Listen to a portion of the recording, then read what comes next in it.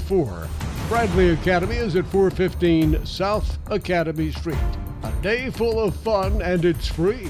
That's the Juneteenth celebration at Bradley Academy. And Shrek the Musical continues at the Center for the Arts in Uptown Murfreesboro. Don't forget coffee and conversation about local history Saturday morning from 9 until noon at the old one-room Ransom Schoolhouse, 717 North Academy Street. It's a free service of the Rutherford County Historical Society. Those are WGNS Good Neighbor events. Rutherford Issues with Brian Barrett on FM 101.9 and AM 1450 Murfreesboro, FM 100.5 Smyrna, and streaming at WGNSradio.com. Rutherford Issues is powered by Middle Tennessee Electric. Their charitable foundation, Sharing Change, is funded by members who round up their electric bills to the nearest dollar each month as a donation and support hundreds of nonprofits. Find out more at sharingchange.org. Well, today in conversation, friends from Legal Aid Society of Middle Tennessee and the Cumberlands here with us. Attorney Elise Housden is joining us in studio. Good morning. Good morning. How are you today? Doing very well. Good to have you here today. Good. Several things to talk about, but I don't know what it is about the name Legal Aid Society. That just sounds like, I guess a little meeting of lawyers, but that's not what Legal Aid Society is at all. Oh, no. We have locations all across Middle Tennessee. It's really interesting. I'm personally in our housing practice group. So in our housing practice group, there's probably 20 to maybe 30 attorneys who are part of that group. So even if you do come to the Murfreesboro location and you have an issue, we still can talk to other attorneys within legal aid about your problem. Well, that's good. At Legal Aid Society, you handle lots of things. Kind of give us an overview of what it is that you do there. We do. I personally handle housing, bankruptcy and tax, and consumer protection. We have another attorney who only does family law. We have an attorney who does health and benefits. She also does some family law issues as well. There's other practice areas within legal aid, estates, elder law. We cover a lot of areas. So if you think you have a issue, give us a call. We may or may not cover it. The only thing that we definitely don't cover is criminal law. Okay. And is this a service that is a paid service? How does all that work? It's free. Calling us is free. Everything is free. You're never going to receive a bill from us. For any time, you can send me as many emails as you want. You're never going to get charged for any of that. Well, since you work with on the housing aspect of that, I'm sure it's been a busy time since 2020 for you, hasn't it? Yes, it's been very busy. Last time we were here last year, they were just closing down the THDA first-time applications for rental relief.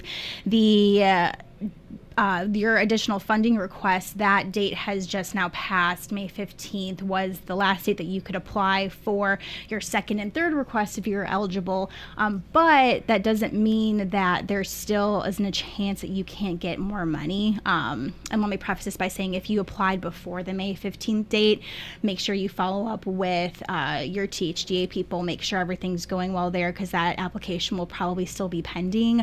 But if you did not get a chance to do that, you may be able to still apply if there is something that prevented you from applying. For example, we call them reasonable accommodation requests. So let's say you were in the hospital, something happened where you didn't get that notice, there may still be a chance that you might be able to get some rental relief. Okay, and this rental relief was brought about by COVID dollars, is that right? Yeah, this has been ongoing. I mean, it's 2023, so we're almost 3 years into this thing. There's still money available, but as you know, they're kind of slowly closing down our application timeframes and periods. So again, if you wanted to get some sort of rental relief from THDA, that time has passed. If you've never applied, that time is long past. Yeah. But if you've applied and you think you may still be eligible for some more money, you would have received an email from THGA. And again, there may still be a chance that you might be able to get something if something was going on, or you have a disability or don't have access to technology. So if you think you have a question about it, give us a call, because we'll let you know. And these dollars were to help folks with rent during the pandemic. Yes, and it's very interesting because we're still seeing those rent arrears. We're still seeing those problems from COVID-19 are still happening today. Still evictions happening during that time. There's some people who were eligible for THGA. They haven't been able to pay their rent for years, and THGA was able to pay that. So it's still ongoing. This money, it also covers, like I said, prospective rent arrears, ongoing rent, prospective rent up to 3 months, attorney's fees, court costs, pretty much anything associated with that eviction. The only thing it does not cover is property damages. So if something happened where there's a hole in your wall, the carpet got messed up, they're not going to cover that, but they will cover most eviction costs. Mm-hmm. And the days are over in terms of no evictions and things like that too. Oh, right? Yeah, those days are long over, unfortunately. We're still seeing a lot of evictions due to COVID. I think the big wave happened probably about a year, but every few months, it's like you get that wave of everyone wants to evict everybody, and then it's a little bit quiet for 2 months. Then 3 months later, everyone's evicting everybody. So it just really depends. It's been crazy. Summer, I think, is a little bit more intense for evictions. Kids are coming back to school, leaving school. A lot of leases are signed in the summer, so we'll probably see a little bit more evictions coming up this summer. Probably an uptick in that. Probably. So, do you help clients who may come in and say, I don't believe that this is right. They're evicting me for whatever reasons, and do you help people with that process? Yes. So a lot of my work is something happened where you didn't receive notice of the eviction. I deal with a lot of vouchers, subsidized housing, your vouchers being terminated, or you think that your landlord may not have followed the rules. That's mostly what I deal with. If someone's having a problem, or even if you had you weren't able to pay your rent for a couple of months and now you're being evicted, every now and then I'm able to help you work out an agreement with your landlord to try to prevent you from being evicted. Or if you've already received that detainer warrant, which is just the eviction document, if you've already received that, sometimes I'm able to work out a move-out agreement or a payment plan with your landlord. So what is how does the process work? The first thing I would assume is you have to get some type of notice from the landlord? Yes, you get some type of notice, and you need to be very careful with this because sometimes in the lease, it may waive your written notice. So read your lease. That's the biggest tip I tell people. Read your lease because if it says that you waived written notice, you're not going to get a notice. They're just going to hand you a detainer warrant, which is the eviction documents. So first you receive that notice. That's a letter that says, hey, you did something wrong. And those notices vary depending on why you're being evicted.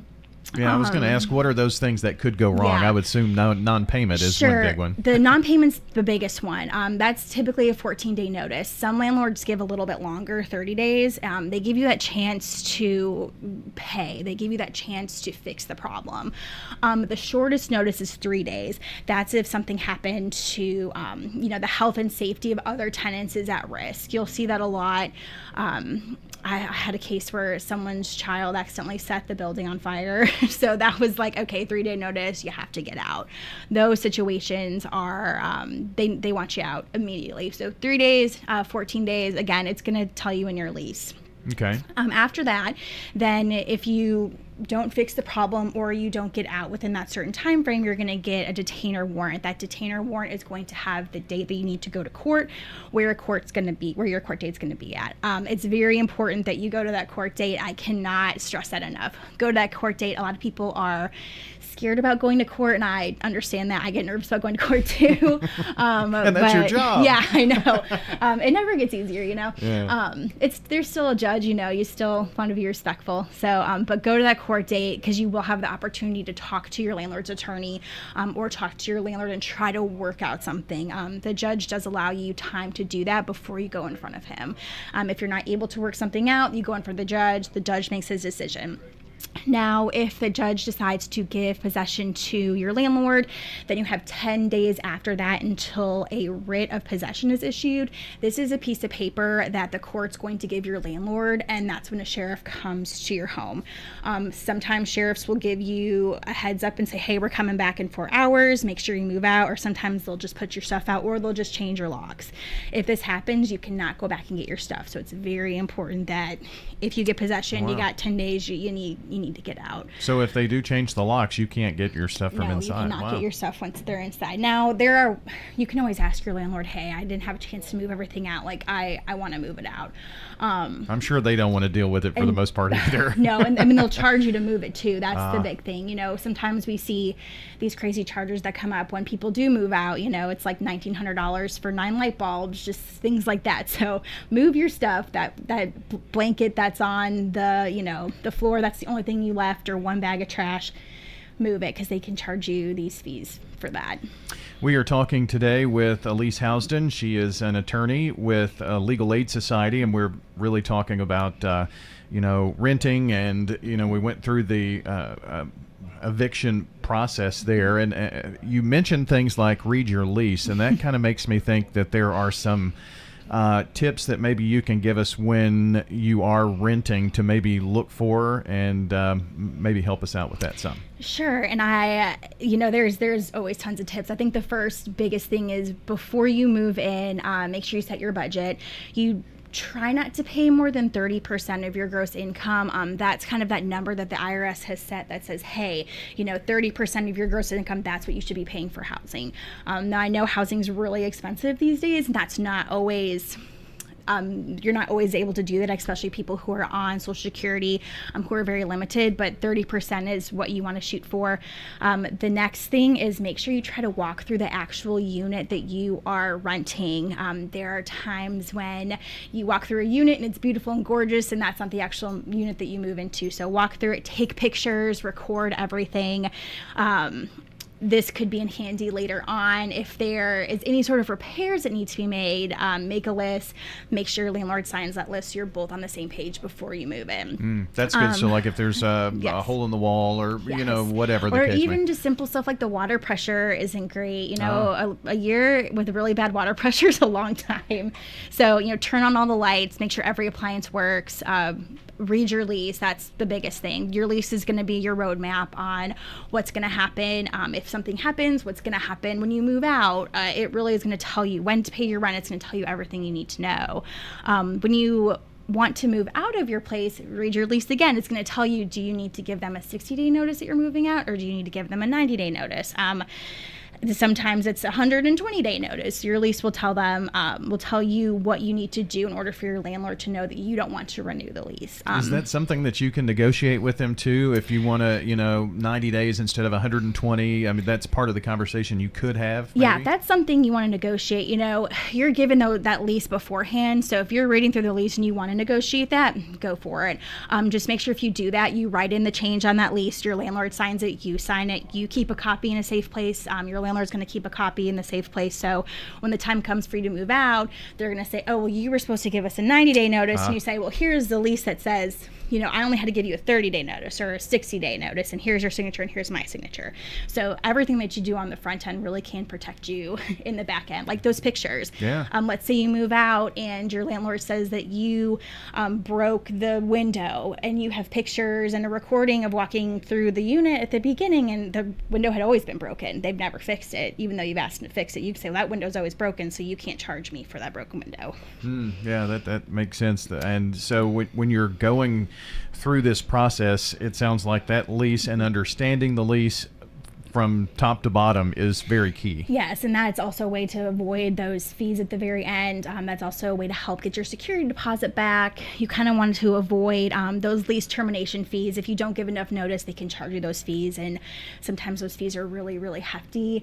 It's also important, if your rent's due on the 1st of the month and you don't get your check into the 15th of the month, you may want to talk to your landlord, try to negotiate that date so you're not always paying a 10% late fee. Yeah, well, that makes sense. So you could actually do that if you know that you get paid on the 15th and the last day of the month, you know, Right. instead of being late. Yeah, that's a very good tip there. Right. Any others that you want to pass along in the next couple of minutes we've got? I'm sure to get your security deposit back, make sure they know what your forwarding address is. If you do not give them your forwarding information, they can keep that check. So that's something that you want to have. Make sure they have your moving information. So another just quick tip, if anything, if you think that you're being treated differently by your landlord, they're not allowed to discriminate you. They're not allowed to treat you differently due to your race, color, religion, national origin. If you have children, I see a lot of people, if they're disabled, your landlord's not allowed to treat you differently because you're disabled. You can also ask your landlord for a reasonable accommodation, and changing that time of paying your rent from the 1st to the 15th. That would be a reasonable accommodation because you're on Social Security. Sure. Or like a reasonable modification. Let's say you're in a wheelchair and you need a ramp, or the angles of the apartment aren't quite good, or you need a bar in certain locations to help you. You can ask for those reasonable accommodations, but just know that typically reasonable accommodations, you may have to cover that cost unless it's covered in the lease. Yeah, and that cost then that's something that then belongs to that rental, and Yes. so Yes. you're paying for something that's not going to be yours, I Right, guess, and something that you probably need to calculate at the beginning, Yeah. along with those other fees, that, hey, I need this ramp, so we may need to work something out. Very good. Well, Elise, this has been fun. I appreciate you coming by. We'll have to do it again sometime. Yeah, see you in a couple months. That sounds good. Thank you. Elise Housden joining us, an attorney with Legal Aid Society, and you can find out more at las.org. There's actually a good brochure online there on their website about renting that you can download and take a look at. And if you missed part of the program, be sure to check the podcast at WGNSradio.com. Just look for Rutherford Issues under the podcast tab. Greetings, friends. This is Lenny Farmer with the Jennings & Ayers Funeral Home in Murfreesboro. If you ever had to deal with the final arrangements of a loved one, funerals are both emotional and financial. You can easily be drained both ways when you least expect it. I can help you in both of these areas by showing you the positive side of pre-arrangement.